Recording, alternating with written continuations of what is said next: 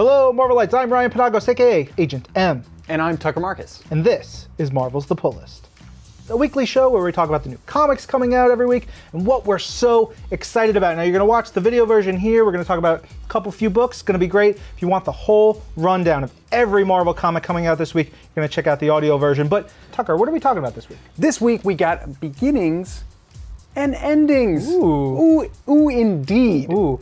Can I begin with an ending? Please. How about that? All New Wolverine number 35. It is, you know what? I'm going to say it. This is one of my all-time favorite series. The journey that we've gone on with Laura, who is Wolverine, with Gabby, Honey Badger, all this cast of characters. It has been incredible. And here we are in the future.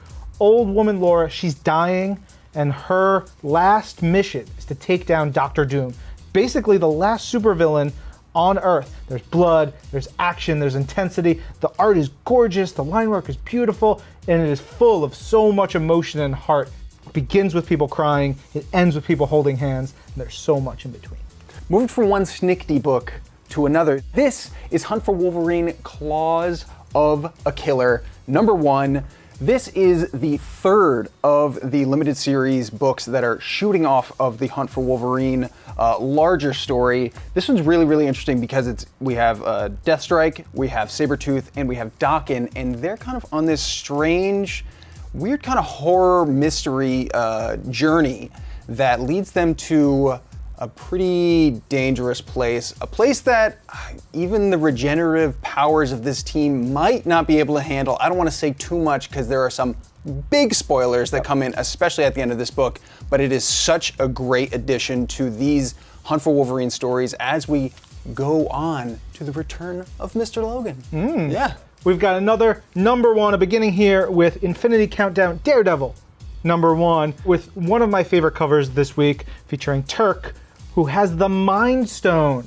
And that's what this story is all about. It's about Turk, who's this dude who's been a thorn in Daredevil's side in a very small way for a very long period of time, but he has gotten his hands on one of the Infinity Stones. And that lets him do all kinds of wild stuff. So it's a really cool way to explore how a character who has never played in the cosmic arena can get near infinite power and what that does to him and for him, how that affects Daredevil, how that affects the entire Marvel universe. It's a really cool way to give you a look into something that we've never seen before.